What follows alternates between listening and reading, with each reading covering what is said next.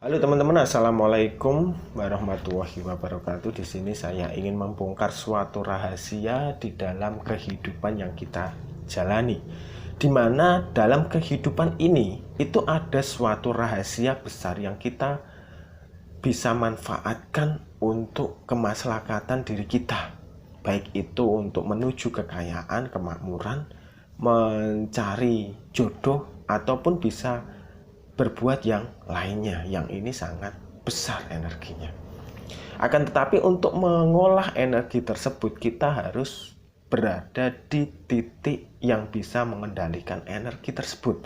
Karena untuk mengendalikan energi semacam ini itu tidak mudah. Dia adalah kekuatan alam pikiran. Alam pikiran manusia. Bukankah ketika Allah menciptakan sesuatu itu ada rahasianya masing-masing. Dan di sini yang ingin saya bahas adalah rahasia yang ada di dalam alam pikiran manusia.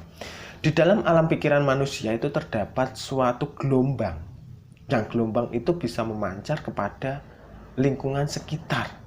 Gelombang itu bisa ke dalam gelombang tidur, yaitu gelombang yang kita tidak sadar apapun, tidak mengalami mimpi apapun. Terus di atasnya itu ada gelombang mimpi, terus di atasnya ada gelombang ketenangan, terus ada di atasnya gelombang imajinasi dan lain sebagainya, terus di atasnya ada gelombang kreativitas, ada gelombang kemarahan dan lain sebagainya. Tapi orang yang bisa mengendalikan gelombang di tatanan alam bawah sadar, itu biasanya kecenderungan hidupnya akan sukses, hidupnya akan mudah, hidupnya akan berkelimpahan. Biasanya gelombang-gelombang ini itu didapatkan di alam setengah tidur, biasanya seperti itu. Kalau di dalam bahasa lain itu di alam samadhi atau di alam meditasi, di alam titik fokus, di alam kekusyukan. Biasanya gelombang ini itu bisa dimanfaatkan orang untuk melakukan hal-hal seperti misalnya memanjatkan doa, misalnya untuk bahkan hal yang jelek sekalipun, mencantet orang, itu bisa dilakukan di alam ini. Akan tetapi kalau teman-teman sudah menemukan gelombang di alam ini, harapan saya teman-teman bisa memanfaatkan dengan bijak. Misalnya teman-teman untuk membantu kesembuhan orang lain, teman-teman gunakan untuk membantu, misalnya teman-teman ingin merawat orang lain, ingin memberikan doa, hadiah kepada orang lain, atau hal-hal yang baik lainnya. Kalau hal-hal yang buruk, teman-teman cobalah hindari, karena tidak baik juga untuk melakukan hal buruk kepada orang lain.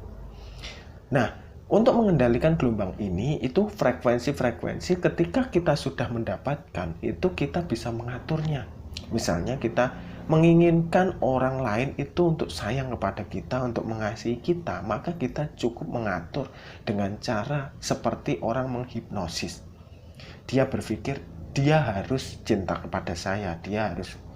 Ketika gelombang yang kita pancarkan itu sesuai, memang apa yang kita lakukan itu sudah sefrekuensi dengan gelombang tersebut, maka secara otomatis orang tersebut itu akan kena. Dalam artian kena, dia akan menerima gelombang yang kita pancarkan. Seperti tower handphone atau tower operator seluler dengan handphone seluler itu sendiri. Ketika gelombangnya, sinyalnya itu kuat dan si handphone itu menerima, maka secara otomatis dia sudah bisa mendapatkan gelombang tersebut. Tapi ketika sinyalnya itu lemah atau sinyalnya itu berbeda frekuensi, maka secara otomatis handphone tersebut tidak bisa menerima gelombang tersebut. Itu adalah rahasia dari alam pikiran.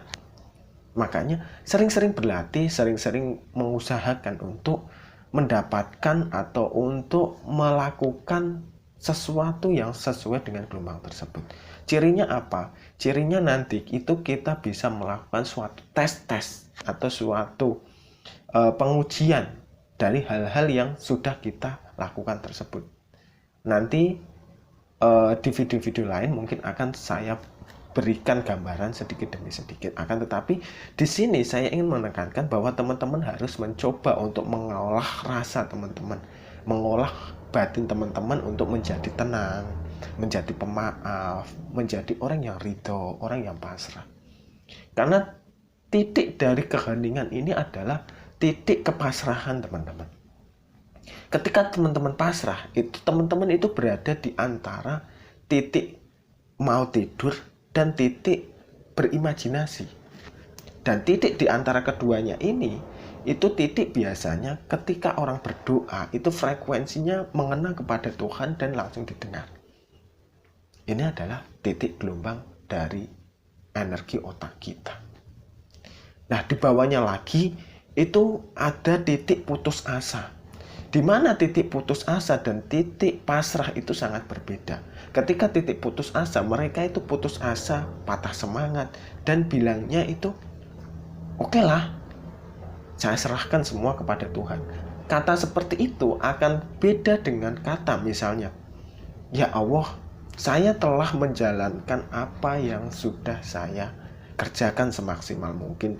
Hasilnya saya serahkan pada jenengan, saya pasrahkan kepada Anda ya Allah. Berilah hamba takdir atau keputusan yang terbaik dari dirimu. Kayakanlah hamba, sehatkanlah hamba, sehingga hamba bisa berguna untuk banyak orang. Itu adalah titik pasrah, berbeda dengan titik yang tadi ketika orang berputus asa. Ya udah, kalau memang kejadian seperti ini, saya serahkan semua kepada Tuhan. Sudah, saya tidak mau mikir. Seperti itu hampir seperti pasrah, tapi dia putus asa. Nah, orang yang putus asa ini energinya itu mendekati alam tidur tadi, alam kematian tadi. Dia hampir tidak ada energi gelombang yang dipancarkan, dan energinya itu cenderung itu redup atau gelap. Tapi ketika di fase tenang, dia energinya itu sedang.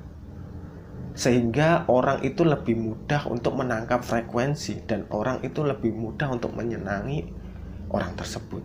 Nah, naik lagi itu ke frekuensi yang lebih tinggi, itu biasanya frekuensi yang cenderung memunculkan kewibawaan, rasa ditakuti orang lain, dan lain sebagainya. Misalnya energi kemarahan dan lain sebagainya itu munculnya di energi fase atas.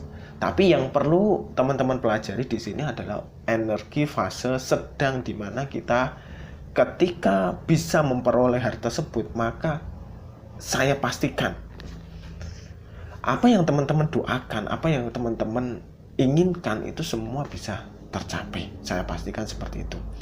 Akan tetapi ada hal-hal atau rahasia-rahasia yang perlu teman-teman hindari. Rahasianya apa? Mungkin nanti di lain waktu akan saya jelaskan bahwa ketika kita menginginkan kekayaan atau menginginkan suatu keberkahan, jangan melakukan hal-hal tertentu. Seperti itu. Oke, selamat beraktivitas kembali dan wassalamualaikum warahmatullahi wabarakatuh.